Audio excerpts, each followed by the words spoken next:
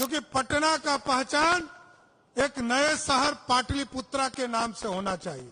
कई लोग मुद्दा बनाते हैं कि ये मगध का राजधानी था, इसका नाम पाटलिपुत्रा था, इसका नाम बदल देना चाहिए। मैंने तो इससे बड़े पटना की कल्पना की है और उसका नाम भी पाटलिपुत्रा रखने का काम किया है साथियों। लेकिन और एक स्पष्ट करता हूं, किसी को दिक्कत नहीं होगी। पटना का पहचान था कंकड़बाग, और कंकड़बाग को लोग कहते थे कि एशिया का सबसे बड़ा टाउनशिप है। जो 60-70 के जमाने में काम शुरू हुआ और धीरे धीरे वो अब स्लम का इलाका बन चुका है, अब वो टाउनशिप नहीं रहा। मेरे को तो जब मैं नगर विकास मंत्री रहा तो उसके पानी निकालने में ही हमको बहुत समस्या होती थी। अब धीरे धीरे वो सेटल किया है, लेकिन अब हम टाउनशिप भी बना रहे हैं। आदरणीय श्याम जी, रामकृपाल जी, कई वरिष्ठ साथी हमसे मिले थे।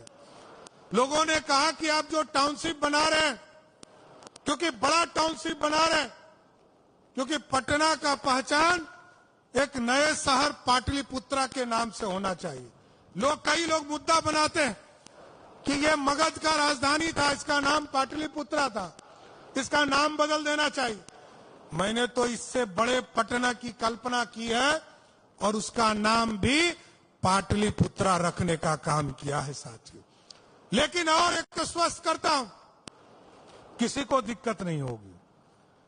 एक तो किसानों के मुआवजा के लिए आज ही कुछ कैबिनेट से कई फैसले मैं लूंगा।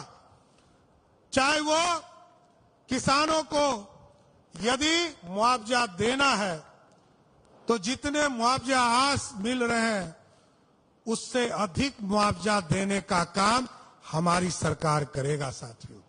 और इसके साथ साथ जिनके घर में कोई शादी विवाह हो या कोई विपदा हो, तो मैंने वो पावर भी जिलाधिकारी को देने का निर्देश दिया है कि जिनके घर में शादी विवाह हो उनको तुरंत पैसा बिहार सरकार देने का काम करेगा कि उनके घरों में किसी तरह का दिक्कत नहीं आ सके। इसलिए साथियों, मैं जरूर कहना चाहता हूं, बिहार में सुशासन स्थापित करना है, बिहार में कानून का राज स्थापित करना है और बिहार में उद्योग को बढ़ाना है। और यहां पर टाउनशिप बढ़ेंगे तो आर्थिक स्थिति हमारी बदलेगी, क्योंकि हम लोगों ने वो बिहार देखा। यहां विजय चौधरी जी सबसे वरिष्ठ साथी बैठे हैं, रामकृपाल जी बैठे हैं, श्याम रजक जी बैठे हैं। लंबे समय से बिहार की राजनीति को हम लोगों ने देखा और बिहार में जब पहली बार मैं सदन में आया तो बिहार का बजट 6,000 करोड़ रुपया का था साथी।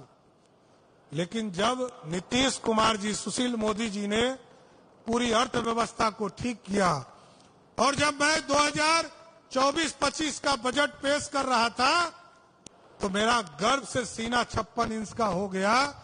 जिस बिहार में कोई फैक्ट्री नहीं था, कोई अर्थव्यवस्था के लिए चीजें खड़ी नहीं थी, लेकिन नीतीश कुमार जी ने ऐसी संरचना खड़ा किया कि जिस झारखंड में 87% रेवेन्यू चला गया था, सारा रॉयल्टी चला गया था, उस झारखंड का बजट 1 घंटा पहले झारखंड ने पेश किया और झारखंड का बजट 1,40,000 करोड़ भी नहीं था और बिहार का बजट 3,17,000 करोड़ का था साथ। ये बदला हुआ बिहार है, इसलिए यह समृद्धि के लिए आगे बढ़ना है साथ। विकसित भारत जो मोदी जी का सपना है वो तभी पूरा हो पाएगा जब हम समृद्ध होंगे, हम आगे बढ़ पाएंगे, हम संरचना को खड़ा कर पाएंगे। इसलिए हम लोगों ने टाउनशिप के लिए कल्पना किया, जहां हमारा उम्मीद है कि 10 लाख करोड़ का इन्वेस्टमेंट इस बिहार में आएगा। हम सेमीकंडक्टर पॉलिसीज बनाने जा रहे हैं। हमने सेमीकंडक्टर के माध्यम से नया पॉलिसी स्थापित किया है, आईटी सेक्टर में जीसीसी पॉलिसी लाया है और हम लगातार बिहार में कैसे जमीन उपलब्ध कराकर हम इन्वेस्टमेंट को आगे बढ़ाने का काम कर सके। याद कीजिए, नीतीश कुमार जी ने 2012-13 में मैरीन ड्राइव का सपना देखा।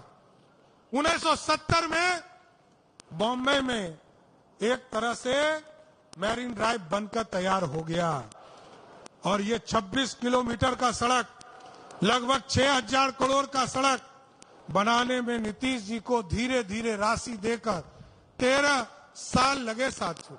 लेकिन अब नीतीश जी के सहयोग से और हम लोगों ने निर्णय लिया, कोइलवर से लेकर